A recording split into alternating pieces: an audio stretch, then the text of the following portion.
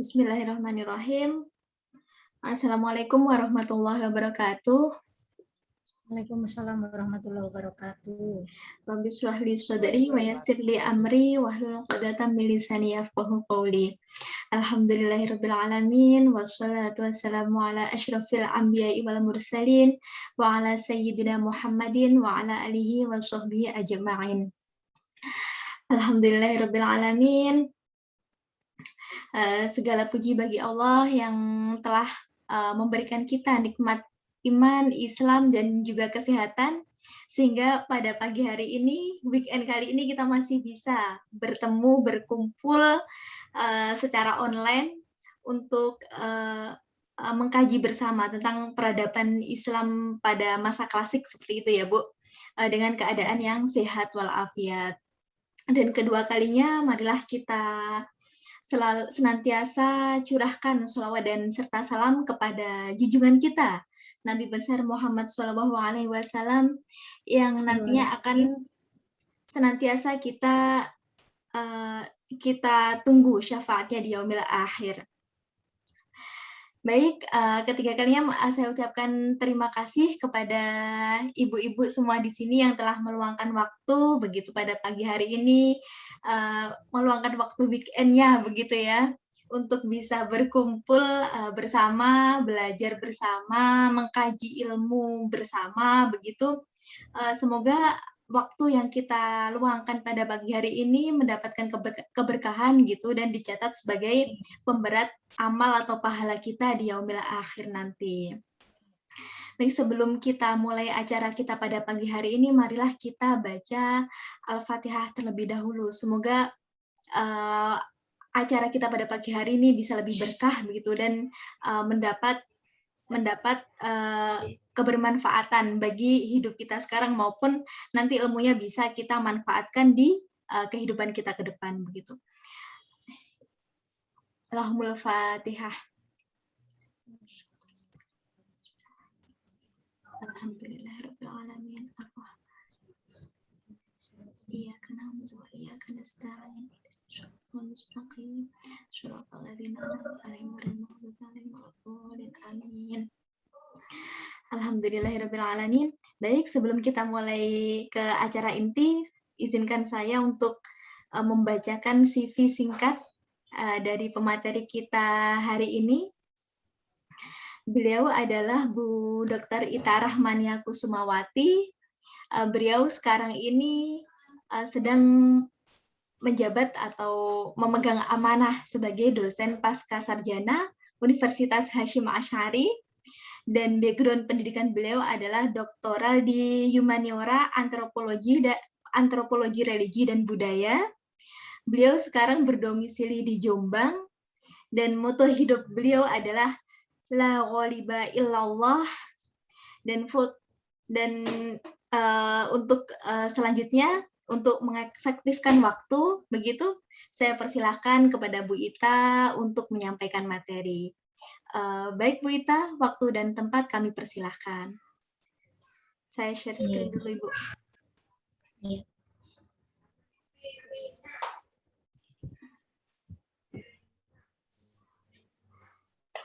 Okay. Assalamualaikum warahmatullahi wabarakatuh. Waalaikumsalam warahmatullahi wabarakatuh.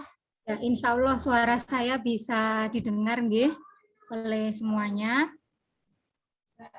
Baik, terdengar Ibu. Ya, insya Allah suara saya bisa didengar oleh semuanya nggih Mbak Nining. Nggih, alhamdulillah terdengar Ibu. Alhamdulillah. Kurang jelas, Bu. Oh, kurang jelas. Oh, baik. Sudah jelas, alhamdulillah. Oh, sudah jelas, alhamdulillah. Ya. Saya ucapkan terima kasih banyak kepada rekan-rekan Komi, ya, terutama kepada penanggung jawab acara, yaitu Mbak Yuni, Mbak Nining, dan yang lain lagi saya kurang paham. Terima kasih semua atas kesempatan yang diberikan pada pagi hari ini untuk saya bisa sharing di pertemuan atau apa ini, Liko ya kali ini. Alhamdulillahirabbil alamin, hamdan naimin, hamdan syakirin, sholli wa sallim ala rasulihi Muhammadin wa ala alihi wa sahbihi ajmain. Ya, mari kita buka pertemuan sharing kali ini dengan membaca basmalah. Bismillahirrahmanirrahim. Rabbi shrah li sadri wa yassir li amri wahlul 'uqdatam min lisani yafqahu qawli. Rabbi zidni ilma warzuqni fahmah. Amin. Ya. Pada pagi hari ini saya diberi kesempatan untuk menyampaikan materi tentang pemikiran Islam abad klasik ya. Nah, kan pemikiran Islam abad klasik ini bagian dari peradaban Islam abad klasik. Akan tetapi kalau peradaban itu terlalu luas ya kalau kita bahas, walaupun dia sekadar periode klasik, tapi sangat luas sekali pembahasannya. Kemudian saya persempit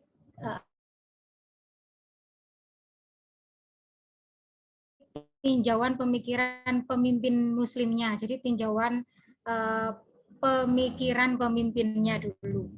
Ya. Sebenarnya begini, untuk pemikiran Islam ini ada banyak sekali ya, objek studinya, karena keilmuan Islam itu juga sangat luas sekali. Ada ilmu Al-Quran, ada ilmu tafsir, ada ilmu bahasa ya, ada ilmu bahasa di dalamnya ada nahwu, sorof, dan seterusnya, ada balaghah juga, kemudian ada keilmuan sejarah, ada keilmuan hadis ya, keilmuan hadis, kemudian ada teologi juga, ya, ada teologi juga, kemudian ada yang sifatnya itu dirosah atau pembelajaran. Jadi kan ada Islamic Studies, ada Islamic Thought gitulah istilahnya. Nah, kalau Islamic Studies itu studi-studinya, kalau thought itu lebih ke pemikirannya gitu. Nah, akan tetapi semua keilmuan dan semua peradaban itu tidak mungkin akan terjadi tanpa pemikiran, tanpa adanya pemikiran. Ya, jadi kita tidak bisa menggolongkan bahwa pemikiran itu hanya sekadar misalnya di keilmuan filsafat atau di keilmuan teknologi saja misalnya ya, atau di keilmuan teologi saja, tidak bisa, karena semuanya juga menggunakan ide atau fikroh atau pemikiran. Nah, termasuk terhadap individu-individu yang menjalankan pemerintahan Islam di abad klasik. Nah, ini memang saya mulai dari individunya, individu pemimpinnya terutama. Kenapa? Karena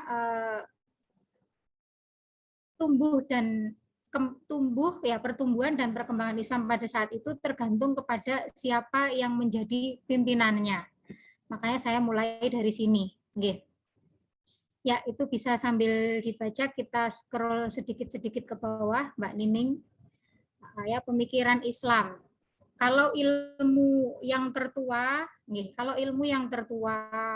di dunia ini itu kan semua sepakat ya bahwa keilmuan tersebut adalah filsafat. Nah, filsafat itu kalau di dalam di dalam agama Islam ya, di dalam pembelajaran agama kita berhubungan dengan ilmu mantik. Ya, filsafat ilmu mantik itu terhubungnya adalah karena di dalam filsafat itu mempelajari logika, dan mantek itu adalah ilmu logika. Walaupun asal kata mantek itu dari natoko ya, natoko yantiku itu arti secara harfiahnya adalah berbicara, ilmu berbicara gitu. Tapi manusia tidak akan bisa berbicara kalau dia tidak berpikir dulu. Nah, jadi otaknya adalah di pikiran. Ya. Manusia berbicara karena dia berpikir, karena dia menganalisa, ya, menganalisa. Dia mempunyai pandangan-pandangan. Nah, baru kemudian dia bisa menyampaikan lewat lisannya. Nah, Jadi ilmu mantek walaupun artinya itu ilmu berbicara, tapi dia adalah ilmu logika sama dengan filsafat. Nah, filsafat ini yang mendasari ilmu tentang pemikiran. Nah, filsafat Islam itu tumbuh ketika filsafat Yunani, kan filsafat itu dari Yunani ya. Ketika filsafat Yunani itu mengalami masa-masa apa ya, masa-masa runtuhnya lah ibaratnya. Nah, karena mereka apa ya, kurang terbuka terhadap pengetahuan-pengetahuan yang datang setelahnya, kira-kira seperti itu ya. Nah, kemudian ada filsafat Islam, ya filsafat Islam ini menghidupkan pemikiran-pemikiran yang belum dihidupkan oleh filsafat Yunani, ya. Kemudian karena keilmuan filsafat Islam ini aktual, maka keilmuan filsafat Yunani pun menjadi aktual, dan keilmuan filsafat Yunani yang berangkatnya itu dari mitos akhirnya menjadi logos, ya seperti itu. Oke.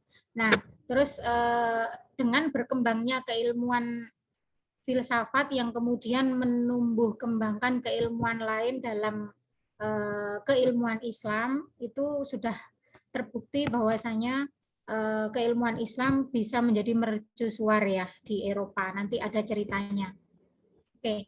Nah, kelebihan dari keilmuan Islam ya, keilmuan filsafat yang nantinya kepemikiran itu juga adalah karena di dalam Islam itu membahas tentang nadoriat yang tidak dibahas di agama lain. Nah, misalnya itu saya beri contoh tentang nubuah, gitu ya, itu tentang nubuah. Nah, kemudian untuk diskusi kita atau sharing kita pada kali ini, kita batasi sampai tahun 1000 saja. Ini pun pemaparan saya sangat tidak lengkap, karena walaupun saya diberi waktu panjang oleh Mbak Yuni, ya diberi jadwal yang panjang, tapi saya ya karena kesibukan sendiri gitu, jadi materi saya ini masih sifatnya pengantar saja begitu lah. Oke. Nah, terus kemudian kenapa dinamakan abad klasik? Itu karena sebenarnya pembagian tentang periodisasi itu tergantung kepada siapa yang mempelajarinya. Ya, jadi biasanya sih ya kalau periodisasi itu ada klasik, kemudian pertengahan, kemudian masa transisi, tapi tergantung ya, tidak selalu seperti itu, tergantung siapa yang mempelajarinya. Ada masa transisi, kemudian ada masa modern, lalu kontemporer, terus yang penting kita mengikuti alur dari sejarahnya saja ya. Kita tidak usah membatasi ini misalnya sampai tahun 1000 sampai tahun sekian, tapi yang jelas untuk kali ini insya Allah sampai tahun 1000 saja. Oke. Nah, fase pertumbuhan pemikiran Islam. Oke ya. Tolong ke bawah sedikit, Mbak. Stop. Ya. Nah, seperti sejarah yang terjadi di agama dan kebudayaan atau peradaban lainnya ya, setiap periodisasi itu ada naik turunnya. Seperti itu juga periodisasi dalam pemikiran sejarah, pemikiran Islam maksud saya, dalam pemikiran Islam. Nah, tapi yang jelas sampai sebelum tahun 1000 ya itu Islam itu berkembang melalui kepemimpinan dauliyah ya. Dauliyah itu kenegaraan yang dikelola di bawah pemerintahan kerajaan, seperti itulah dauliyah itu namanya.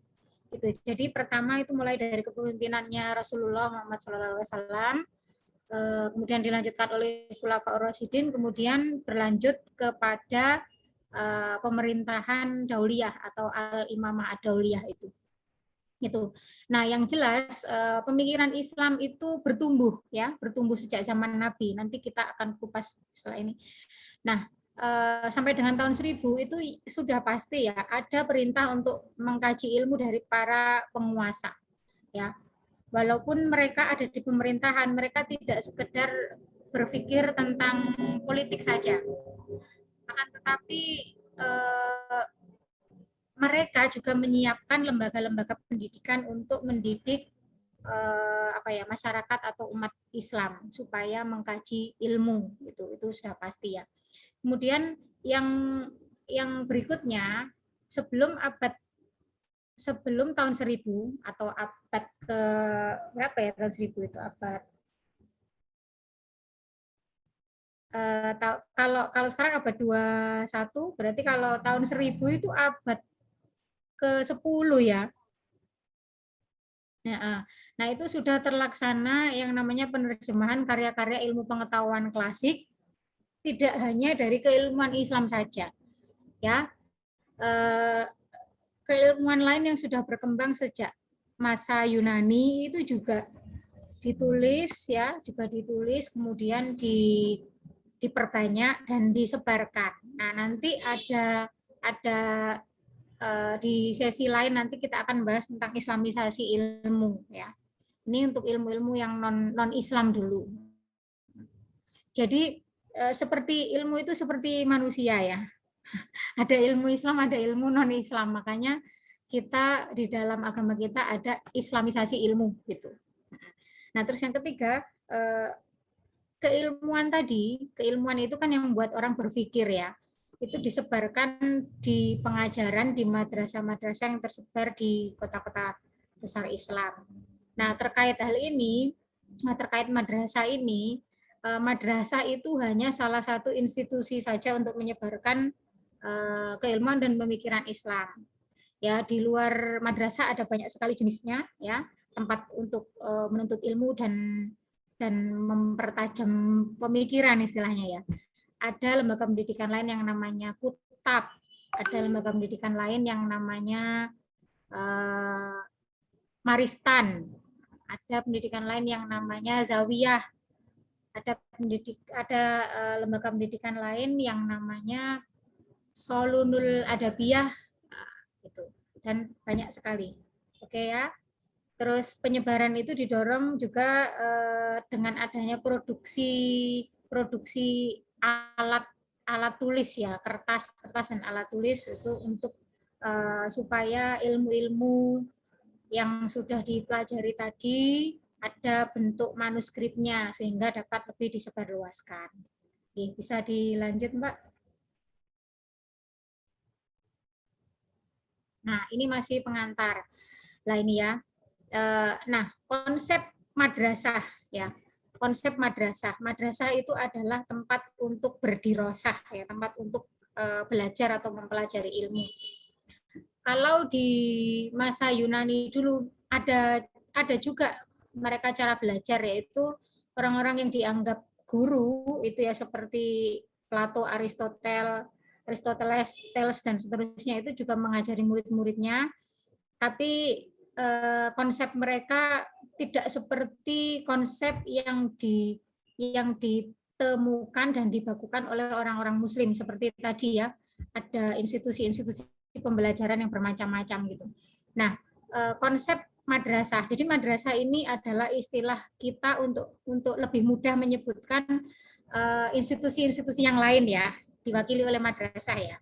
Kan ada institusi maktab, juga ada institusi yang tadi saya sebutkan itu. Nah, konsep lembaga pendidikan ini kemudian ditiru oleh peradaban Eropa, ya, peradaban Eropa. Dan ketika masa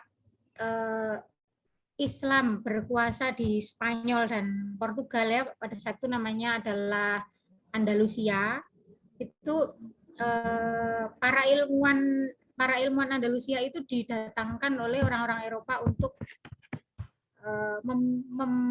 memintarkan anak-anak mereka gitu ya, atau anak-anak mereka dikirim untuk belajar ke Andalusia seperti itu. Ya. Nah, terus pada zaman Nabi juga itu kan orang-orang dari Eropa mulai berziarah ke Yerusalem. Ya, mereka ingin tahu sejarah agamanya yang sebenarnya gitu ya. Kan pada saat itu sudah Nasrani itu sudah bercampur dengan yang Kristen itu kan ya, sudah bukan Nasrani yang murni karena sudah ada Islam ya. Jadi mereka lebih banyak yang mungkin sudah tidak murni gitu. Nah, mereka yang masih percaya dengan kemurnian ajarannya Nabi Isa itu mereka berziarah ke Yerusalem, namun tidak semua dari peziarah itu memiliki niat yang seharusnya untuk beribadah gitu ya. Banyak di antara mereka yang ingin mengembangkan perdagangan. Banyak di antara mereka yang ingin menyebarkan ajaran Nasrani yang baru. Ya. Terus kemudian banyak di antara mereka yang juga utusan dari paus ya, utusan dari paus atau utusan dari kerajaan-kerajaan Kristen yang lain untuk melihat kondisi di Yerusalem itu seperti apa. Nah, ketika datang ke sana, mereka melihat ternyata di bawah Islam itu maju ya, Yerusalem itu. Nah, terus kemudian ketika terjadi perang salib, mereka maksud saya mereka ini adalah orang-orang non muslim itu kan sempat beberapa kali kalah oleh pasukannya Salahuddin Al-Ayyubi.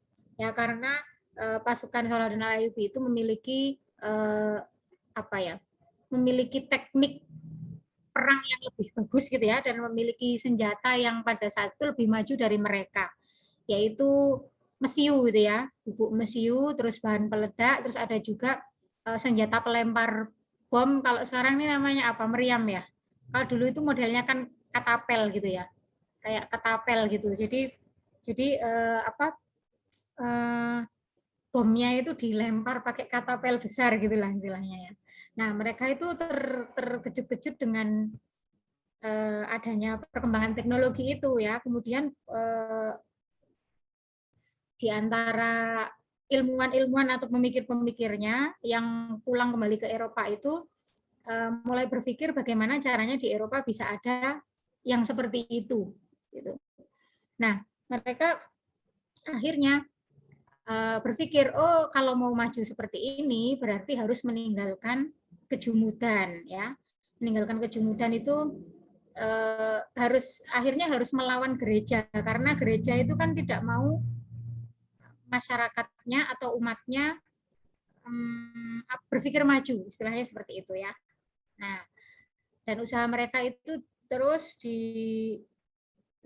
mereka pacu sehingga nantinya muncul gerakan Renaissance itu ya. Renaissance itu kan gerakan maju kembalinya Eropa seperti itu, pencerahan ya, gerakan pencerahan di Eropa.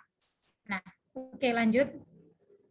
Nah ini, terus itu yang mereka temukan di wilayah timur. Ketika mereka kembali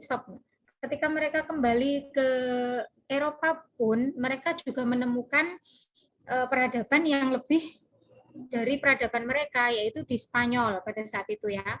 Spanyol pada saat itu wilayahnya jadi satu dengan Portugal. Terus kemudian Islam juga sampai ke Sisilia dan sampai ke sebagian Perancis juga. Ya. Terus kemudian mereka terkesima dengan perang salib itu tadi. Ya. Nah, sekarang kita mulai membahas pemikiran Islam di masa Nabi. Kita bisa langsung ke bawah. Pelan-pelan saja. Stop. Nah, pemikiran Islam apa yang tumbuh pertama pada masa kepemimpinan Nabi? Ya, pemikiran yang pertama dicontohkan langsung oleh Nabi kita Muhammad SAW, ya, bahwa dengan pemikiran beliau yang menunjukkan kecerdasannya ya. Nah, di sini sudah saya sebutkan bahwasanya Nabi atau Rasul itu sangat cerdas. Bahkan sebelum menjadi nabi pun sudah menyatukan suku-suku di Arab yang bertikai karena berebut untuk meletakkan batu apa itu ya, itu di Ka'bah. Nah, akhirnya supaya semua kepala suku itu bisa mendapatkan bagiannya, Rasulullah dengan kecerdasannya membawa kain ya di hadapan mereka, lalu batu tersebut diletakkan di atas kain itu untuk diletakkan bersama-sama. Nah, berarti kan Rasulullah ini sebenarnya sangat cerdas ya. Walaupun kabarnya beliau tidak bisa baca tulis, tapi beliau bisa menghafal ya. Dan ketidakbisaan beliau membaca dan menulis itu justru menyelamatkan ajaran kita, karena kalau beliau bisa membaca dan menulis ya, kalaupun loh ya ini, kalaupun itu orang-orang pasti lebih orang-orang tidak menyukai Islam pasti lebih bersuudzon lagi. Oh, wong nabinya bisa membaca, bisa menulis, bisa saja dia merubah wahyu ya kan seperti itu ya. Nah, pasti akan lebih ada prasangka buruk gitu seandainya nabi itu bisa membaca dan menulis. Ini hanya salah satu pandangan saja sih. Nah, akhirnya karena beliau memang ditakdirkan oleh Allah, memang dibuat oleh Allah agar tidak bisa membaca dan menulis ya, agar buta huruf, supaya ajaran Islam ini, Al-Quran ya, Al-Quran itu diselamatkan oleh para sahabat. Nah, ini ya, ketika Rasulullah hijrah ke Madinah dan diangkat menjadi kepala negara, beliau memproklamirkan Madinah pada saat itu namanya Yastrib ya. Yastrib menjadi kota Madinah Al-Munawwaroh. Kemudian menjadikan ya Masjid Nabawi sebagai pusat kegiatan umat Islam, mempersaudarakan antara Muhajirin dengan Ansor ya, dan mengajarkan bahwa persaudaraan basis suatu negara itu adalah persaudaraan berdasarkan agama. Dan itu mohon maaf tidak terjadi pada saat ini ya. Pada saat ini justru kita yang sesama muslim itu yang tidak suka justru menggencet istilahnya ya, menggencet kawannya sendiri karena berbeda paham. Nah, itu yang terjadi sekarang. Jadi konsep Muhajirin dengan Ansor itu saat ini sudah luntur lah istilahnya. Harus kita selamatkan itu. Nah, setelah itu Nabi ya dengan pemikirannya yang cerdas itu menyusun undang-undang berdasarkan kesepakatan dan perjanjian-perjanjian. Nah, menyusun Piagam Madinah. Ini kalau orang tidak cerdas tidak akan sampai ke sini ya. Nah, itu adalah pemikiran Nabi yang apa istilahnya?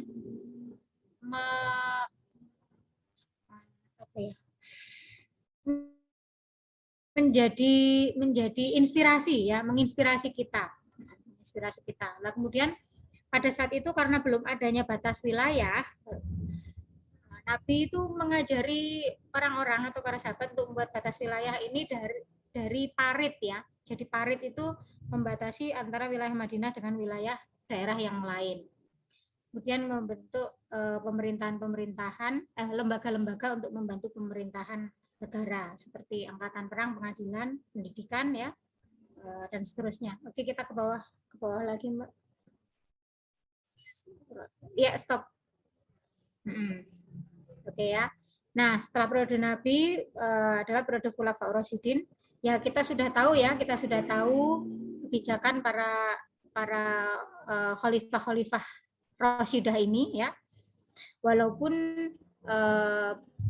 banyak kontroversi yang ditulis tentang mereka oleh penulis-penulis yang kurang bersimpati lah seperti itu. Contohnya, misalnya seperti Utsman itu diceritakan dia banyak melakukan nepotisme gitu ya. Padahal ya kita harus teliti apakah memang seperti itu ataukah itu bahasa atau pilihan kata atau diksi yang digunakan oleh orang-orang yang tidak suka ya, tidak sukanya dengan Islam yang terutama. Nah, itu pemikiran Abu Bakar. Abu Bakar itu menertibkan orang-orang yang mengaku nabi, kemudian orang-orang yang murtad ya, yang orang-orang yang enggan membayar zakat gitu. Terus kemudian ada yang tertinggal ya, tadi Rasulullah itu juga memberikan konsep kafir dhimmi kepada kita ya. Kafir dhimmi itu artinya kafir yang ditanggung keselamatan jiwanya atau dilindungi keselamatan jiwanya karena dia bersedia melakukan aturan-aturan ditetapkan oleh pemerintahan Islam walaupun dia tetap kafir. Nah, ya itu juga karena kecerdasan Rasulullah ya.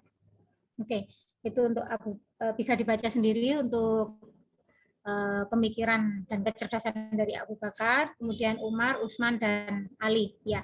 Supaya lebih cepat kita ke bawah. Oke.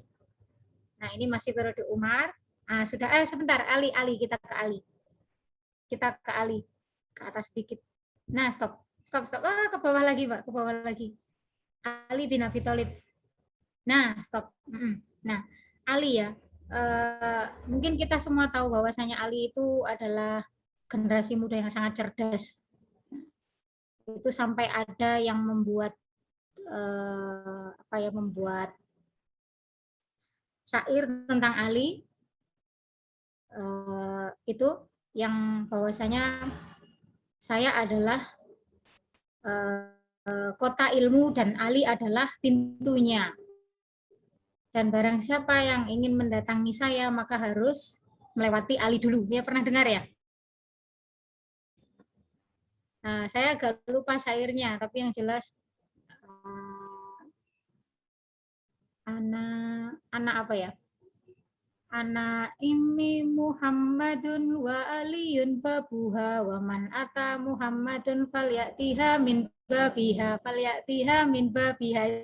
itu pernah dengar ya? Jadi kalau Nabi Muhammad itu adalah suatu kota ilmu, maka pintunya adalah Nabi.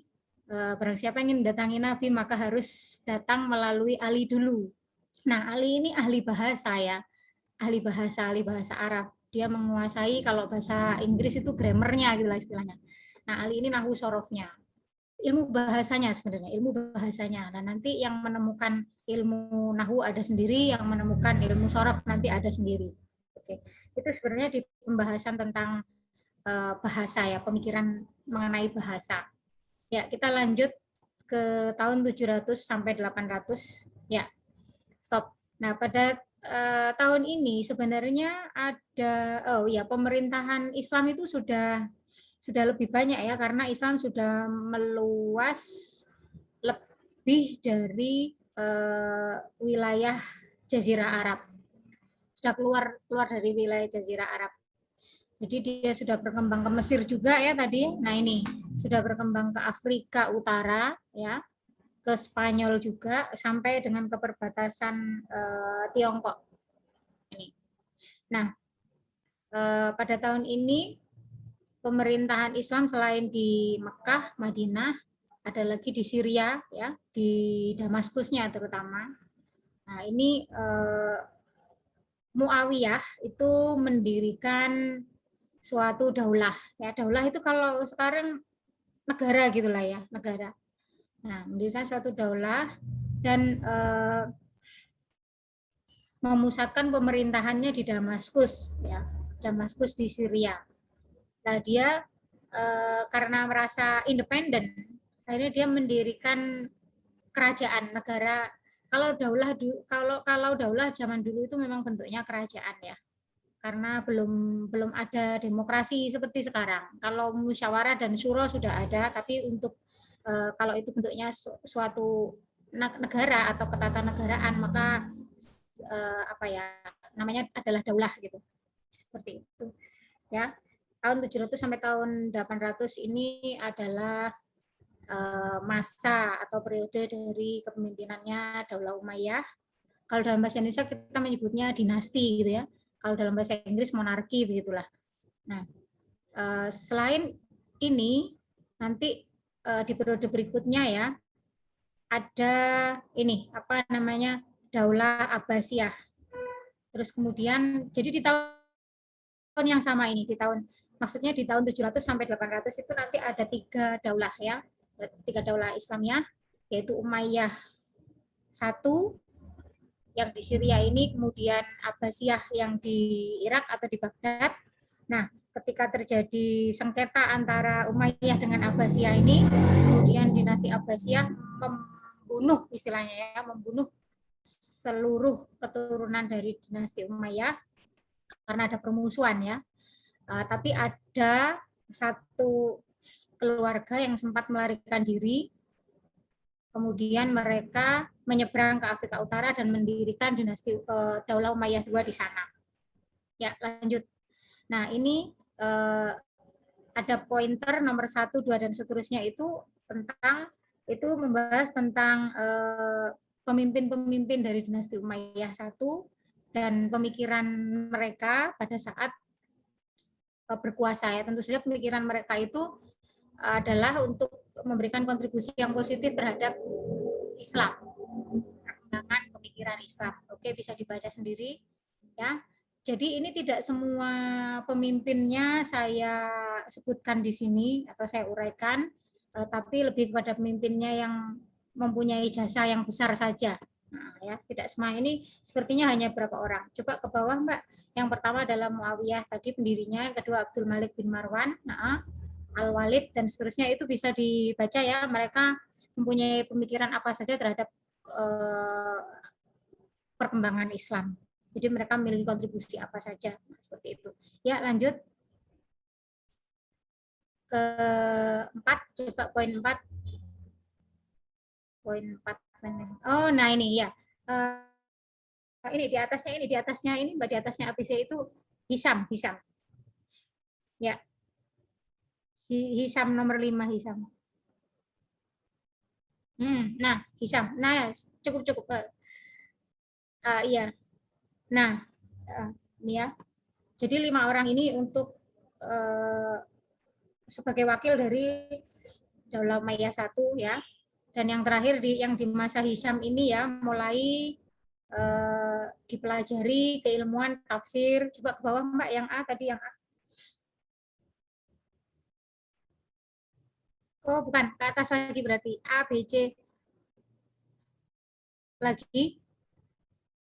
Nah, ini A, B, C. Nah, ya. Jadi ini yang namanya sudah mulai ke pemikiran yang keilmuan kita.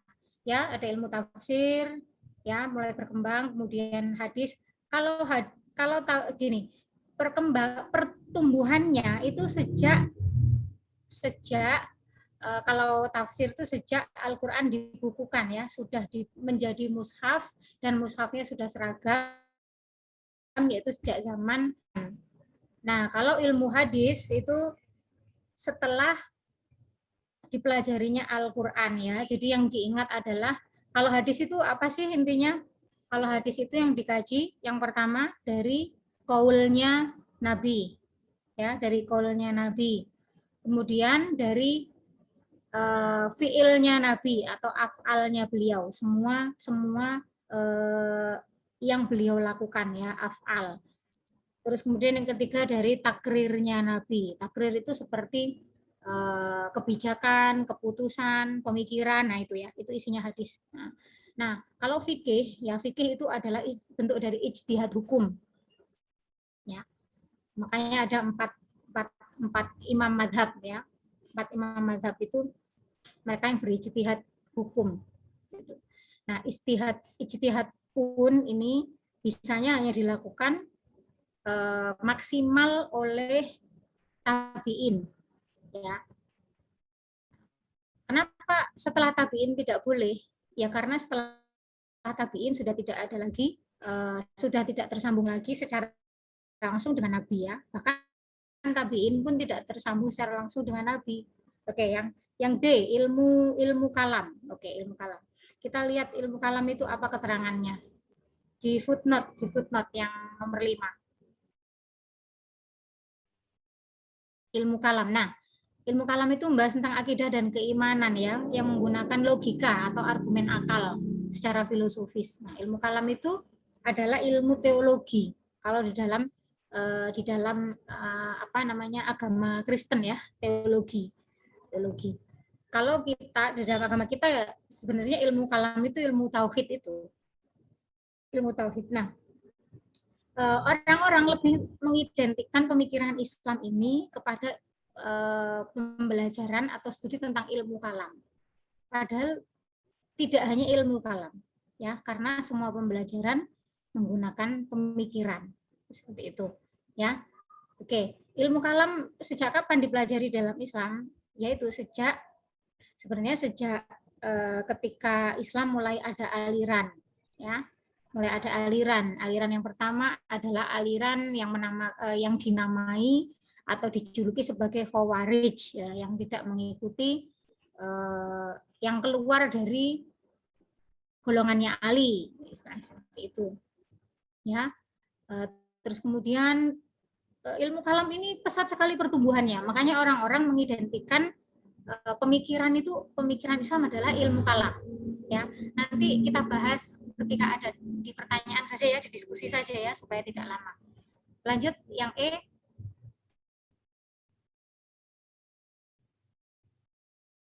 Nah, ilmu tasawuf. Nah, ini ya, tasawuf itu dari orang-orang yang lelah dengan urusan dunia ya. Kok hidup kok bermewah-mewahan, terus kemudian gontok-gontokan aja, kalau nggak fanatisme antar golongan, perang saudara, terus dan seterusnya lah. Jadi dia tuh jenuh dengan kehidupan dunia, akhirnya dia bersufi lah istilahnya, mensucikan diri kemudian menekuni peribadatan. Nah, terus keilmuan rancang bangun juga atau ilmu arsitektur di dalam Islam ini termasuk ilmu yang lama ya, karena dia bertumbuh seiring dengan pertumbuhan pemerintahan dinasti-dinasti itu. Kan dibangun ya kota-kota baru, rumah-rumah, kemudian penampungan-penampungan untuk warga dan seterusnya ya. Nah, dan ilmu rancang bangun di dalam Islam ini sangat fleksibel ya, bisa mengikuti peradaban yang ada di peradaban lain, maksudnya bisa mengikuti Romawi, bisa mengikuti Persia dan seterusnya. Oke, lanjut lagi ke bawah. Ini masih lanjut ke bawah ya. Ini bisa dibaca sendiri. Lagi. Nah, sekarang yang tahun 800 sampai 900 ya. Sama, masih 3 periode daulah juga, yaitu Umayyah. Oh, dua maksud saya ya. Umayyah 2 dengan Abbasiyah. Kalau tadi 3, sekarang malah 2. Ya, lanjut ke bawah. Next. Stop. Ini tentang dinasti Abbasiyah. Kalau di atas tadi Umayyah, sekarang pemikiran dari para pemimpin Abbasiyah. Nah, kalau Abbasiyah ini orang taunya di abad klasik yang paling terkenal atau paling maju hadorohnya, paling maju peradabannya itu adalah dinasti atau daulah ini ya, Abbasiyah ya. Menurut orang ya. Itu kenapa? Karena kebanyakan sejarawan itu menulis tentang daulah Abbasiyah ini. Ya. Sedangkan daulah Umayyah II yang di Spanyol itu jarang yang menulis tentang daulah ini ya pada saat itu itu artinya di bawah tahun 2000 itu jarang ya.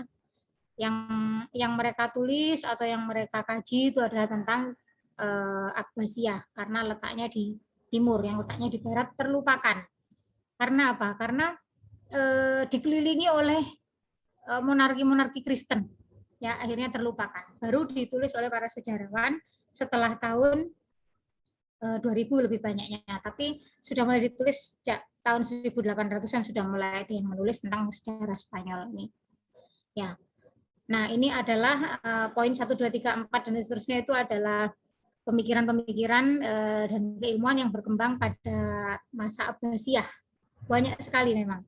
Banyak sekali ditemukan ilmuwan-ilmuwan dari masa pemerintahan Abbasiyah ini. Oke ya, kita ke bawah. Lanjut, next.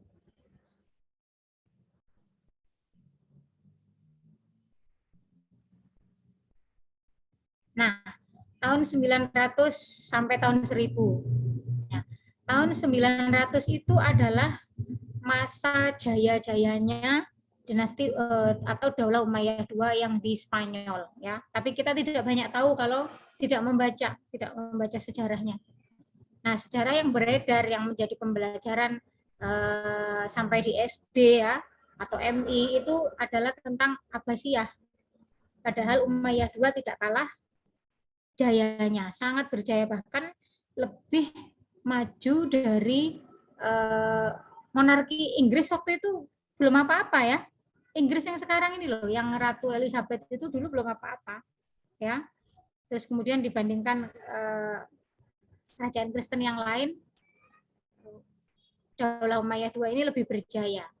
Istilahnya menjadi mercusuarnya gitu ya. Oke.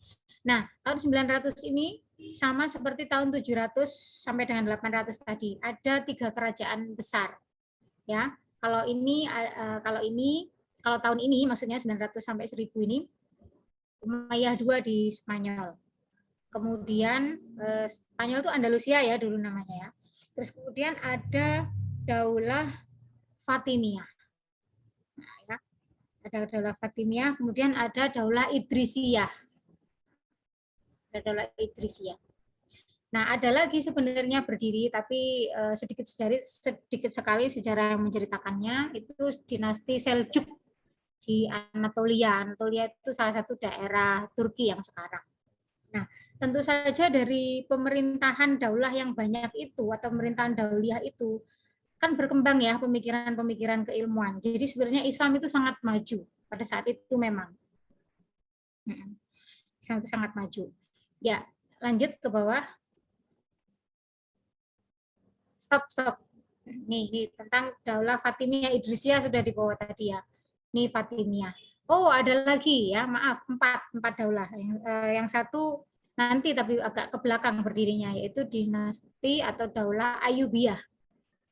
Ayyubiyah itu yang punyanya Salahuddin Al-Ayyubi itu. Oke. Nah, pemikiran terbesar apa coba abad ke-10 ini, tahun 900 sampai tahun 1000. Yaitu tadi ya, ditemukannya teknologi perang. Teknologi perang tadi ya, yang ada bubuk mesiu, terus kemudian ada meriam lah istilahnya ya.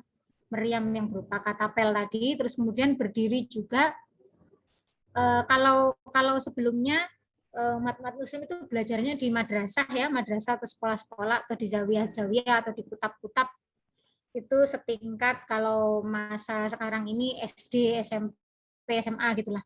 Nah, pada abad ke-10 ini berdiri perguruan tinggi Islam. Ya. Perguruan tinggi Islam yang pertama di dunia yaitu Universitas Al-Azhar di Mesir. Jadi ini sangat tua. Berdirinya pada abad ke-10. Oke, silahkan next, dilanjut. Nah, sekarang kesimpulan. Nah, ini yang lucu ini adalah di kesimpulan ya. Jadi yang kita bahas di atas tadi itu semuanya, walaupun sudah panjang ceritanya, itu masih pengantar ya. Karena sebenarnya isinya ini adalah di kesimpulan. Ya, sama sekali tidak tersebut di seluruh paragraf di atas. Ya, nah karena kalau kita misalnya ditanya, nah pemikiran Islam seperti apa sih yang sebaiknya menjadi contoh ya, dicontoh oleh generasi-generasi sekarang, yaitu adalah pemikiran salafi namanya. Jadi bukan salafi seperti yang sekarang ini. Orang sekarang ini suka menggolong-golongkan, oh kamu Islam salafi, kamu Islam tabligh, kamu Islam jama'i, kamu Islam HTI misalnya, kamu Islam Nusantara, kamu Islam apa, itu kita dibuat dikotomi oleh musuh-musuh Islam sebenarnya ya. Jadi julukan-julukan seperti itu sebenarnya tidak ada, tapi diadakan oleh musuh-musuh Islam agar kita ini saling membenci. Oh, kamu Islam Nusantara itu nggak bagus misalnya ya, karena kamu tidak antar bidang, tidak lintas negara. Kamu di Nusantara saja. Oh, kamu Islam konservatif, kamu tidak toleran. Akhirnya kan kita saling tuding ya seperti itu. Sebenarnya dikotomi seperti itu tidak ada di dalam Islam sendiri ya. Ya, di dalam Islam itu adanya adalah konsep ikhwah atau ukhuwah itu. Dari manapun asalnya. Ya. Kalau berbeda budayanya, ya budaya menyesuaikan dengan agama. Kan persaudaraan kita itu berasaskan agama yang pertama ya. Bukan budayanya tapi agamanya. Nah, agama itu bisa diterapkan di budaya apapun, bisa ya. Itu. Nah, pemikiran yang seperti apa sih yang bisa kita sematkan atau julukan yang kita berikan kepada pemikiran abad klasik itu? Oh ya, ini internet saya masih stabil kan ya? Masih. Halo, Mbak, saya masih bisa stabil, dengar. Ibu. Masih stabil. Oh, alhamdulillah. Ya, alhamdulillah ya.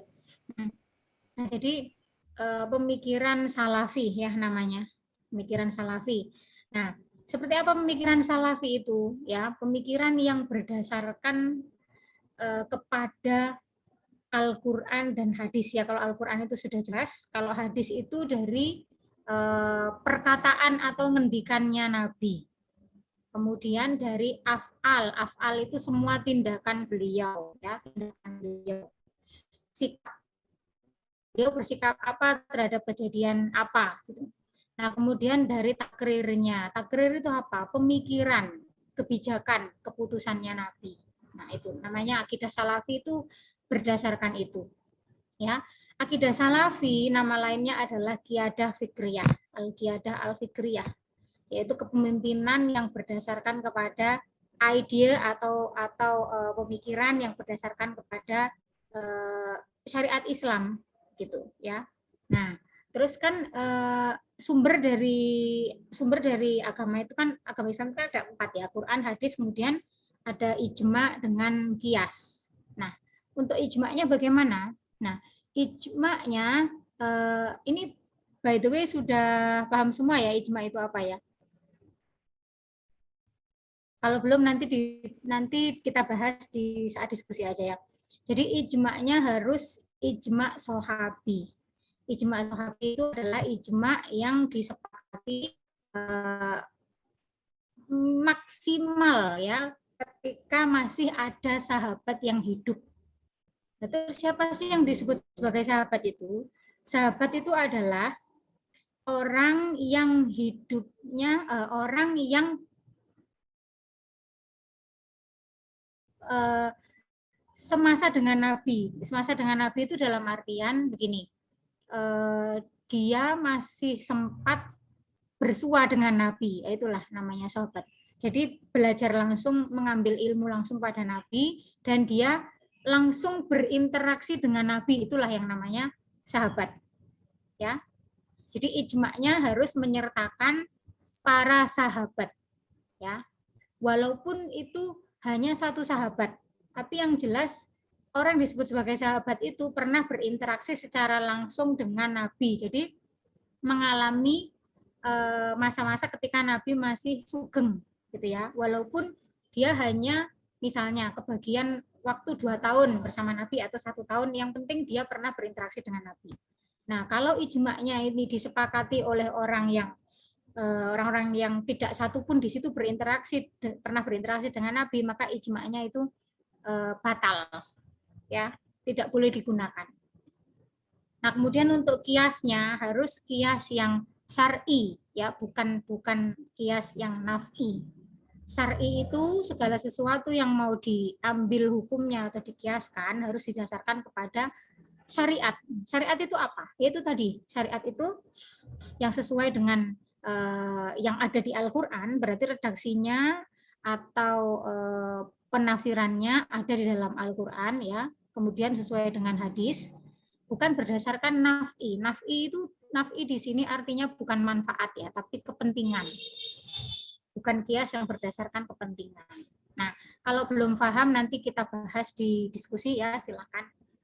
Seperti itu. Nah, mungkin itu dulu ya, sepertinya itu dulu yang bisa saya sampaikan kali ini. Insya Allah nanti kajian ini akan berlanjut, dan supaya saya lebih enak menyampaikan itu sebenarnya saya lebih suka kalau di request karena kalau saya menyampaikan sendiri ini menurut saya bidang kajiannya masih sangat luas. Ini kalau dikupas mungkin untuk tema ini saja bisa 1 semester sendiri ya. Jadi nanti kita ambil tema yang lebih mengerucut saja. Tapi ini dilanjutkan juga bagus ya. Nanti kita lanjutkan juga. Oke, seperti itu. Terima kasih Mbak Nining, Mbak Yuni, dan ibu-ibu semua peserta KOMI pada siang hari ini. Jika ingin berdiskusi, monggo kita diskusikan bersama. Oke, terima kasih. Wabillahi taufiq wal hidayah, waridho wal inayah. Wassalamualaikum warahmatullahi wabarakatuh. Waalaikumsalam warahmatullahi wabarakatuh. Masya Allah, jazakillah khairan untuk Ibu Ita atas materinya yang sangat luar biasa ya. Saya ini izin stop share dulu ya Bu. Oke. Oke. Baik, ini sudah ada Ibu Nurhuda Hasnar yang ingin mengajukan pertanyaan. Oke. Saya persilahkan Ibu Nurhuda untuk langsung bertanya langsung kepada Ibu Ita. Assalamualaikum warahmatullahi wabarakatuh. Yang bertanya Bu Ita. Waalaikumsalam warahmatullahi wabarakatuh. Inggih, monggo. Sebenarnya kan saya masih awam sekali ya, jadi mohon maaf nanti kalau misalnya pertanyaannya ini ya. Yang pertama saya mau tanya Bu, ini kan sebenarnya kan kalau pemikiran Islam ini kalau buat saya terutama itu sebenarnya pengen tahu kita seberapa esensinya kita pelajari ilmu ini gitu, maksudnya tentang pemikiran Islam ini, dan sejauh mana kita harus paham gitu, atau kita cukup tahu aja inti-intinya atau bagian mana yang harus kita ketahui gitu. Misalnya bukan sebagai orang yang awam ya, maksudnya ya. Yang pertama, awamnya dalam tanda kutip, karena kan kita memang semuanya orang Islam ya, pasti kita harus mengetahui ilmu Islam juga. Cuma kan sedalam mana sih yang kita harus tahu. Itu yang pertama Bu. Kemudian yang kedua, tadi kan Ibu menyampaikan beberapa periode gitu ya, maksudnya memang periodenya sampai 13 abad ke-10 gitu. Nah sebenarnya kalau pemikiran Islam itu dimulainya itu dari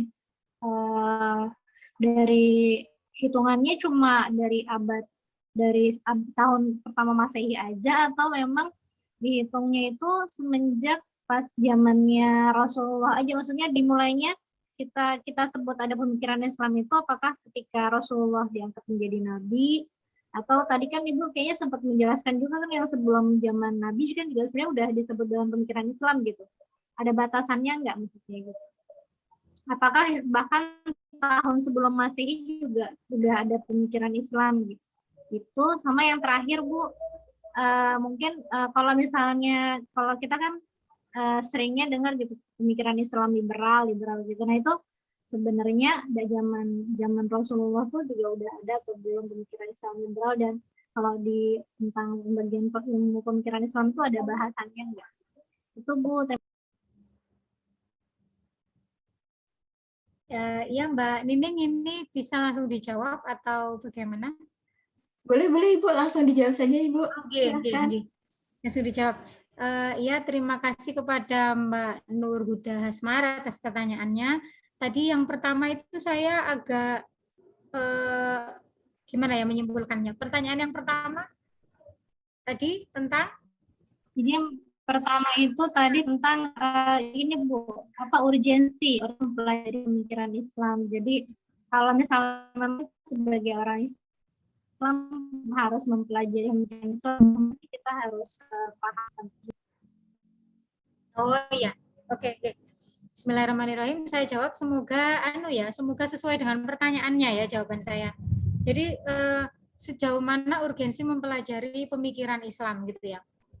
Nah, begini, selama ini kita mengatakan pemikiran Islam itu untuk ilmu teologi saja, teologi Islam saja. Dan yang lain tidak disebut sebagai pemikiran.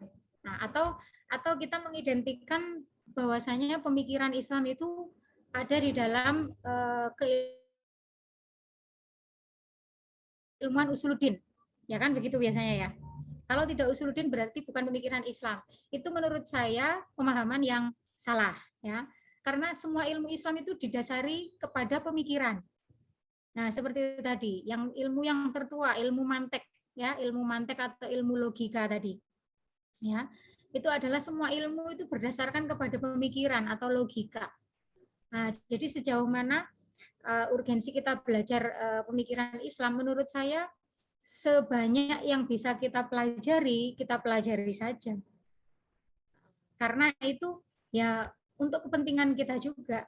Nah, kalau kita bisa menyebarkannya, berarti kita bisa melakukan syiar terhadap ilmu-ilmu tersebut, gitu ya. Jadi, terus kalau pemikiran itu apa saja? Semua ilmu menurut saya itu adalah pemikiran. Semua ilmu adalah pemikiran. Jadi seperti gini. Ada sains ya, ada knowledge ya. Knowledge itu pengetahuan, kalau sains itu ilmu. Ya kalau menurut saya sains itu ilmu, kalau pemikiran itu ya tidak hanya knowledge.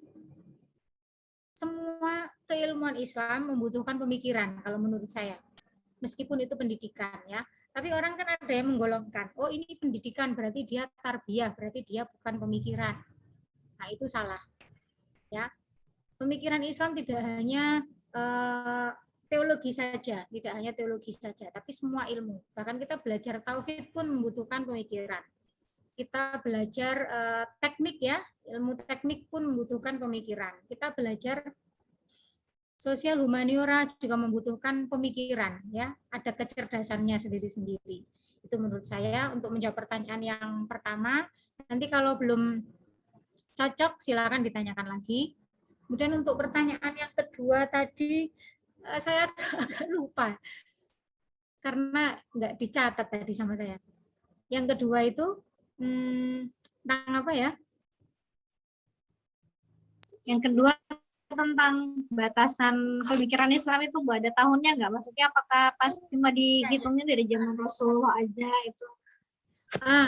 Sejak kapan ada ilmu tentang pemikiran Islam? Sejak adanya atau sejak Islam ada sebagai agama. Ya, itu kalau keilmuan Islam. Keilmuan Islam berarti sejak adanya Islam. Nah, kecuali keilmuan tentang tauhid, ya, tentang ketuhanan itu ada sejak Nabi Ibrahim. Ya, sejak Nabi Ibrahim itu ada ilmu tauhid. Kan dulu nabi-nabi itu mencari Allah ya, mencari Tuhan. Berarti mereka sudah bertauhid walaupun agama mereka belum Islam. Termasuk Nabi Adam. Tapi kalau sebelum Nabi Ibrahim saya kurang paham ya. Saya kurang paham tentang agamanya. Tapi yang jelas nabi-nabi itu pasti berkomunikasi dengan Allah ya kan. Entah bagaimana caranya. Tapi kalau agama yang berkaitannya dengan agama itu sejak adanya kitab suci ya. Dan agama itu belum Islam tapi namanya agama tauhid. Sejak mulai adanya Nabi Ibrahim, kemudian Zabur, Taurat dan Injil itu sudah ada tauhid yaitu pengesaan terhadap Tuhan atau Allah. Nah, kalau Islam itu ya sejak adanya Islam. Ilmu Islam sejak adanya Islam. Sejak Islam disyariatkan menjadi sebuah agama. Nah, itu untuk ilmu Islam. Lah, apakah sebelum ada ilmu Islam itu belum ada ilmu yang lain? Sudah banyak. Sudah banyak ilmu yang lain. Ya, terutama filsafat. Apakah sebelum Islam itu sudah ada matematika? Sudah ada. Apakah sebelum Islam sudah ada biologi, fisika, kimia? Sudah ada. Sudah ada. Apakah sebelum Islam sudah ada ilmu bahasa? Sudah ada. Ya, banyak sekali ilmu-ilmu yang sudah berkembang sebelum Islam diturunkan sebagai syariat. Dari mana? Dari peradaban-peradaban yang sudah ada sebelum Islam.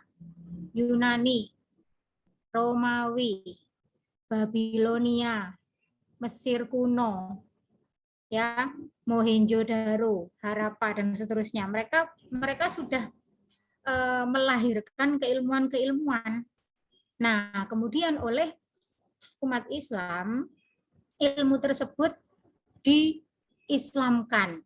Jadi kalau seperti orang sekarang dimualafkan gitu loh ya. Kalau manusia itu dimualafkan, kalau ilmu-ilmu itu diislamkan, namanya islamisasi ilmu. Gitu. Nah, terus misalnya ada pertanyaan, loh, katanya umat Islam ini pernah menjadi yang paling maju dalam hal keilmuan. Ya kan ada pertanyaan begitu. Apakah itu tidak benar? Oh, itu benar. Itu benar. Kapan itu terjadinya? Terjadinya adalah pada saat Islam berkembang melalui pemerintahan-pemerintahan dinasti atau daulah-daulah tadi. Nah, yang tadinya itu belum ada algoritma di dalam matematika, jadi ada algoritma. Yang tadinya belum ada ilmu optik, ya, jadi ada ilmu optik. Yang tadinya kedokterannya itu belum bisa disebut sebagai ilmu kedokteran atau medisin, akhirnya ada medisin, ilmu Ibnu Sina itu. Yang tadinya masih asal-asalan, istilahnya belum menjadi kesatuan ilmu farmasi, menjadi ada ilmu farmasi. Yang tadinya belum ada, tadi geometri sudah ya, yang tadinya belum ada aljabar linier dalam matematika, kemudian ada aljabar linier. Yang tadinya belum ada ilmu astronomi, kemudian menjadi ada ilmu astronomi. Nah, semua yang saya sebutkan tadi itu ditemukan oleh ilmuwan-ilmuwan Muslim. Gitu. Pertanyaan yang terakhir,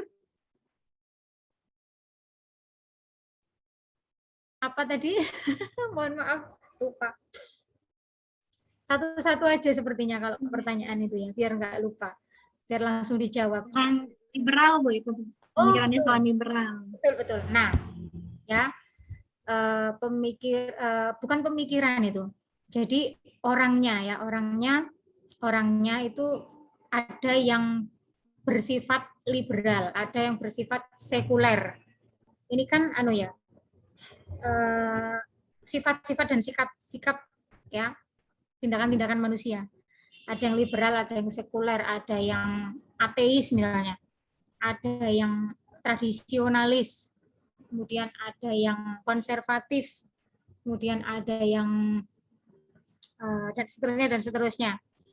Itu sebenarnya kekurangan-kekurangan lah ya kalau dibilang dari sifat-sifat manusia saja. Itu adanya sejak kapan? Sejak zaman ada manusia ada sifat seperti itu terhadap agama. Nah, belakangan ini ya sifat-sifat tersebut atau sikap-sikap tersebut itu dijadikan studi oleh ilmuwan-ilmuwan barat ya untuk melemahkan kita. Kenapa untuk melemahkan kita? Karena mereka punya satu basis keilmuan yang bernama orientalisme. Nah, dengan keilmuan orientalisme itu orang-orang barat mengkaji kita. Ya, apa yang dikaji? Ya semua hal pokoknya yang menurut mereka menarik ya, menarik untuk dijadikan bahan untuk melemahkan kita gitu. Maka dibuatlah di dalam Islam ini seolah ada golongan yang namanya Islam sekuler. Ada golongan yang namanya Islam liberal. Ada golongan yang namanya Islam Ahmadiyah dan seterusnya. Itu supaya itu tadi timbul ketidaknyamanan satu dengan yang lain. Tidak nyamannya dari mana? Dari definisi-definisi yang diberikan terhadap nama-nama itu. Jadi kita tidak saling bersimpati begitu. Seperti itu ya. Nah, termasuk orang Indonesia sendiri malah ikut-ikutan menamakan dirinya Islam Nusantara. Loh, malah nambah-nambahi. Wis istilahnya dunia nih wis dunianya sudah gonjang-ganjing malah nambah-nambahin lagi. Apa itu maksudnya? Islam itu ya satu, ya Islam kafah itulah, Islam ukhuwah gitu ya. Nah, kalau misalnya kalau partai atau golongan atau komunitas itu terserah saja, tapi kalau sudah lebur ya udah lebur gitu. Nggak usah nambah-nambahi karena orang-orang yang tidak suka dengan Islam ini keplok-keplok gitu loh ya. Kayak kalau melihat sekarang ini ya, sebenarnya ini direkam ya. Yang ada konsep moderasi beragama itu loh. Sebenarnya itu kan konsepnya kurang jelas itu, malah membuat sesama muslim saling bermusuhan istilahnya seperti itu. Iya, karena konsep moderasi yang digunakan itu bukan ukhuwah, bukan musyawarah, bukan jama'i gitu ya. Tapi ada unsur divide et imperanya, ada unsur pemecahan antar golongan itu tadi. Ya, kurang lebih seperti itu ya Mbak Huda ya, panggilannya Mbak Huda ya. Terima kasih. Betul Bu Eka. Ya. Terima kasih banyak. Oke, ya terima kasih. Sudah maksudnya jawaban saya sudah sesuai dengan pertanyaannya ya. Udah sih Bu. Jadi intinya ya Bu udah nangkep Bu. Cuma tadi yang pertama aja Bu. Nanti coba saya cari-cari sendiri bukunya. Intinya sih mungkin kan misalnya kayak ngapain sih kita belajar pemikiran Islam gitu kan. Tapi kan memang karena memang sebenarnya itu kebutuhan nih ya Mas. Kebutuhan, betul, kebutuhan. Supaya kita misalnya tidak melihat gajah itu hanya apa belalainya saja. Nah, terus misalnya kita melihat gajah hanya kupingnya saja gitu, ya. Semuanya membutuhkan pemikiran gitu. Tapi memang kalau secara keilmuan di perguruan tinggi itu harus dipecah-pecah rumpunnya. Misalnya ini rumpun pendidikan, ini rumpun pemikiran, ini rumpun humaniora, kan seperti itu ya. Itu hanya untuk kepentingan itu aja, apa namanya, formalitas di perguruan tinggi. Tapi kalau untuk pemikiran semuanya berangkatnya dari pemikiran. Itu. Nah, selama ini yang dikatakan pemikiran Islam itu biasanya disematkan atau diidentikan dengan fakultas Usuluddin ya, kalau di perguruan tinggi agama. Kalau di perguruan tinggi umum biasanya di studi teologi seperti itu. Padahal semuanya juga membutuhkan pemikiran. Oke, seperti itu Mbak Huda, Mbak Nining. Terima kasih. Makasih. Ya, sama-sama. Ya, alhamdulillah. Jazakillah khairan untuk pertanyaannya yang sangat menarik, Bu Nur Huda Hasmar. Mungkin dari Ibu Muslimah Komi yang lain ada yang ingin mengajukan pertanyaan kepada Bu Ita?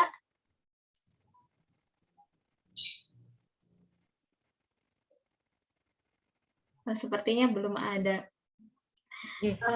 Kalau belum ada, Tadi ada yang raise nih Bu Mbak Nini. ada yang raise hand. Mungkin yang raise Siapa ya Bu?